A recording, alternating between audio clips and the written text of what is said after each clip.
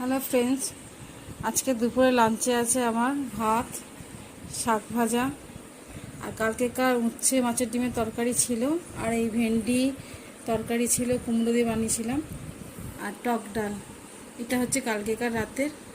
আর এই শাক ভাজা, আর আজকে করেছিলাম কালকে অল্প একটু চিকেন এসেছিলো, সেই চিকেনের লাল লাল ঝোল। আজকে দুপুরের এটাই আমাদের লাঞ্চ। আমি আর আমার ছেলে খেতে বসেছি। বেশ শখ। এত গরমে থাকো কি করে এখানে? দাম অনুযায়ী সাইজটা সত্যিই বেশ ভালো। Thank you food blogger. জায়গা আছে, ভিতরে বসেই খাবে। এরকম দাঁড়িয়ে এরকম অসভ্যের মতো খাও কেন? আজকে মেনলি আমি ভেবেছি বিরিয়ানি খাবো, আর মা